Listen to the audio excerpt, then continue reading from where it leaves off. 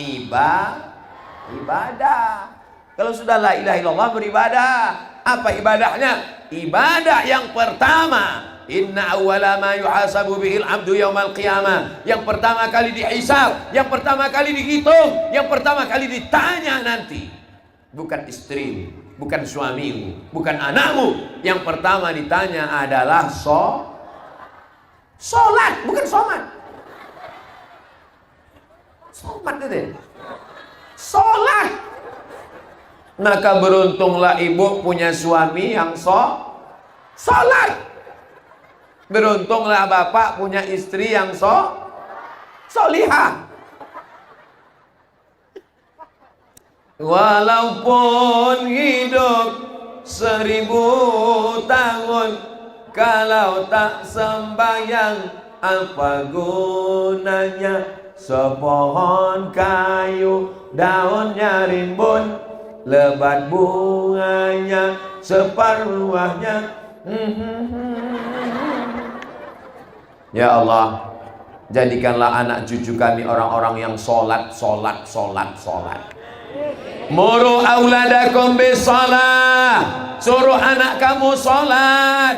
Wa abna'u sab'a sinin, suruh anak ibu sholat waktu umur 7 tahun. 7 tahun dia belum bisa baca Quran. Bagaimana dia menghafal Al-Fatihah? Bagaimana dia menghafal Qul Huwallah? Dia hafal Qul Huwallah karena ibu didengarnya sering baca Qul Huwallah. Ibu sambil masak sarapan pagi, Bismillahirrahmanirrahim. Qul huwallahu ahad, Allahus, itu baru Allahus samad.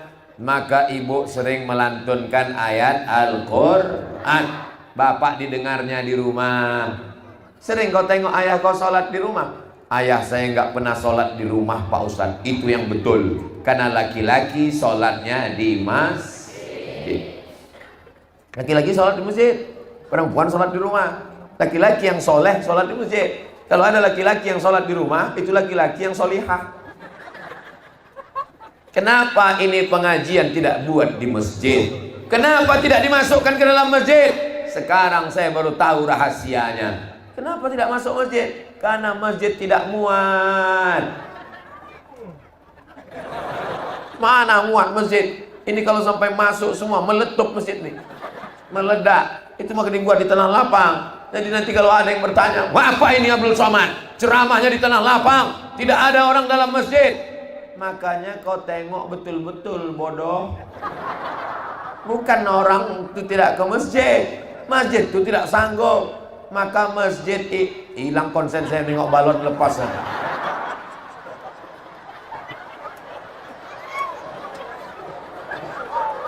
Kalau Tuhan pergi ke Madinah, jangan lupa membawa kapas. Ustaz Abdul Somad hilang bahan ceramah, menengok balon ikan udah lepas. Jadi sholat ini mesti, ibu kalau anaknya nangis tolong belikan balon.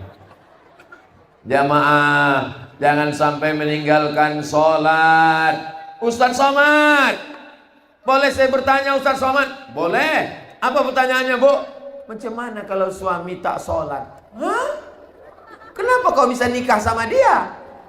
Fit and proper test pertama, anak yang mau meminang anak gadis kita, jangan tanya nomor induk pegawainya, jangan tanya berapa gajinya sebulan.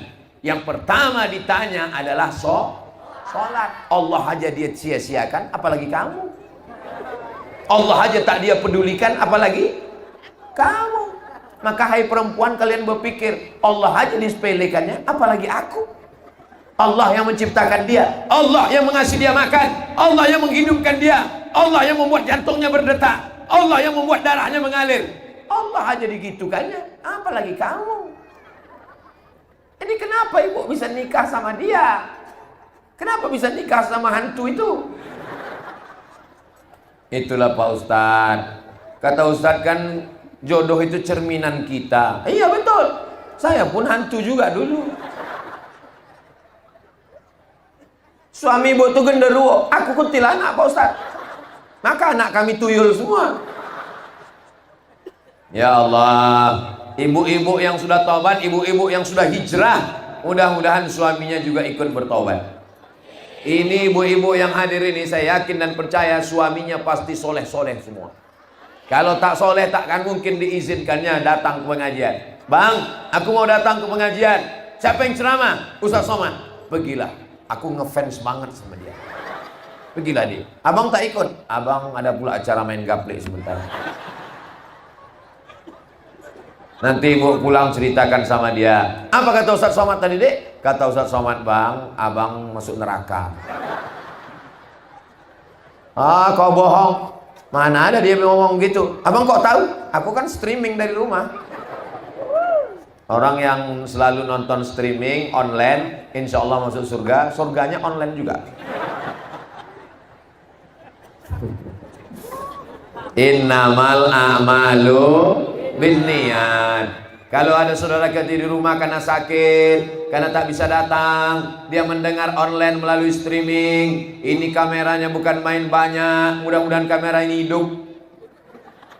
Maka insya Allah mereka juga dapat pahala menuntut ilmu, insya Allah, amin. Kalian yang belum nikah, maka carilah istri yang sholat. Kalau sampai kalian nikah sama bini yang tak sholat, oh mak, menderita kalian. Dapat kalianlah istri kuntilanak. Macam mana kalian? Anak-anak ditinggal di rumah. Mestinya dia membacakan Fatihah, dia mengajarkan wudhu. Ya Allah, anak-anak lajang ini kirimkanlah kepada mereka bidadari dari surga, ya Allah. Bapak-bapak nih saking takutnya, diam nih. Takut dia bininya nengok, awas kau bilang amin, awas. Dicubit biru kan kau nanti. Bapak Ibu yang dimuliakan Allah Subhanahu wa taala. Anak-anak tidak bisa main suruh. Salat. Dia nanya, "Ayah kenapa tak salat?" "Ayah salat di Masjidil Haram." Mana bisa begitu? Dapat tak bisa anak sama istri main suruh. Salat ke masjid. "Ayah kok nggak salat?" "Ayah udah dewasa." Anak mesti dibawa tangannya ke masjid. Hari ini kita sedang membuat story, sedang membuat historis, sedang membuat sejarah. Kita membawa anak-anak kita ke masjid. Semua anak-anak yang dibawa ke masjid hari ini, nanti anaknya pun akan dibawanya juga ke masjid, insya Allah. Nanti mereka ini kalau udah dewasa, mereka saling bertanya, "Dulu ayah kau ada membawa kau ke masjid?" "Ada." "Sholat?" "Enggak." "Waktu ngambil daging kurban?" "Dulu kau ada emak kau membawa kau acara di tanah lapang rame-rame?" "Ada." "Acara pengajian Ustaz Somad?" "Enggak, dangdut." "Apa yang kau tengok waktu itu?" "Ku tengok pentasnya tinggi, artisnya pakai rok pendek. Terus ku tengok air liur ayahku meleleh." Itu tidak terjadi di bumi Nangro, Aceh, Darussalam. Kenapa? Karena ini negerinya para ulama, negeri Seramo Mekah, serambinya Makkah Al-Mukarramah. Semua orang dari Papua, dari Makassar, dari Banjar, dari Semenanjung, sebelum mereka ke Makkah, mereka singgah dulu ke Pulau Sabang, karena ini adalah serambinya Makkah. Hari ini apakah Nangro, Aceh, Darussalam masih serambi Makkah? Masih. Cobalah tengok anak-anak yang soleh. Anak SMA pakai peci, anak SMA pakai jilbab, padahal mereka bukan sekolah agama, sekolah umumnya saja begitu, apalagi sekolah agama, apalagi daya, apalagi pondok pesantren. Insya Allah Allah menjaga negeri ini kalau kita sholat. Inna sholati wa nusuki wa mahyaya wa mamati lillah. Ini masjid cantik luar biasa. Kacanya Masya Allah, macam akuarium. Ini kampung ini aman, tak ada pencuri. Ustaz tahu dari mana tak ada pencuri? Tiangnya emas, aman semua. Luar biasa. Di tempat lain saya selalu diminta, "Ustaz Somad, tolong penggalangan dana untuk pembangunan masjid." Masjid sudah siap, malah tak ditempati. Kenapa? Karena tak muat jamaahnya. Di tempat lain lebih banyak tiang daripada jamaah. Dia yang azan, dia yang iqamat, dia yang imam, dia yang makmum. Usolli fardhus subhi rak'ataini adaan imaman. Padahal tak ada makmumnya. Kenapa imaman? Ya mungkin nanti makmumnya datang nyusul. Allahu Akbar. Bismillahirrahmanirrahim. Sengaja dipanjangkan biar supaya makmum cepat bangun. Alhamdulillahi rabbil alamin. Ar-Rahmanir-Rahim. Maliki yaumiddin. Iyyaka na'budu wa iyyaka nasta'in. Ihdinas siratal mustaqim. Siratal ladzina an'amta 'alaihim ghairil maghdubi 'alaihim waladdallin. Terdengar suara amin, tapi pas ditengok di belakang tak ada makmum. Rupanya makmumnya jin semua. Itu tidak terjadi di kampung kita, karena ini adalah orang-orang yang menjaga sholatnya. Ustaz tahu dari mana? Saya husnuzon aja. Bagaimana kalau ternyata besok subuh masjidnya besar, tidak ada yang berjamaah Pak Ustaz? Kalau sampai masjid ini ramai, bangunannya megah, tapi tak ada orang sholat subuh berjamaah, istahwazat alaihimus syayatin. Satu kampung ini diganggu setan. RT-nya kesetanan, RW-nya kesetanan, kadesnya kesetanan, kadusnya kesetanan. Camat tak usah sebut, ada orangnya. Maka kita jaga supaya jangan sampai kesetanan. Kenapa suami saya ini kesetanan? Kenapa bini saya ini kesetanan? Gara-gara membiarkan masjid surau, langgar musola, ditinggalkan, tidak ada sholat berjamaah. Siap jaga sholat berjamaah? Allahu Akbar. Ibu suruh anaknya belikan kain kecil supaya anaknya semangat. Mama belikan apa tadi dari pasar? Ini ada yang kecil nak. Apa kecil? Kain sarung kecil. Rajinlah dia pakai sarung. Pergilah dia ke masjid. Tapi ayahnya pula tak ke masjid Pak Ustaz. Belikan juga sarung kecil. Kalau ayahnya tak ke masjid, jangan belikan sarung kecil. Belikan apa Pak Ustaz? Kain kapan. Biar ingat dia akan mati. Bapak-bapak mati. Ibu-ibu mati. Orang kaya mati. Orang miskin mati. Tentara berani kalian. Polisi mati. Ustaz astagfirullah. Aku pun sampai hati juga kalian. Semua kita akan mati. Dan yang dibawa apa? Ada yang mati bawa surat tanah? Gak ada. Ada orang yang mati bawa mobil?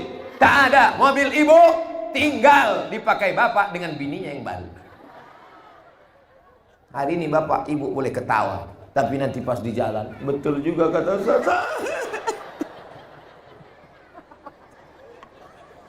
Yang setia menemani kita hanyalah sholat. Somat juga lagi. Sholat itulah yang menemani kita di liang lahat. Sholat itu menemani kita sampai ke padang mahsyar. Sholat itu menemani kita ke titian siratal mustaqim. Sholat itu memberatkan timbangan amal. Sholat itulah yang mengantarkan kita ke surga Jannatul Firdaus. Sholat menyelamatkan dari azab neraka. Karena sebelum salam, Allahumma inni a'udzubika min azabi jahannam wa min azabil qabri wa min fitnatil mahya wal mamat wa min syarri fitnatil masihid dajjal.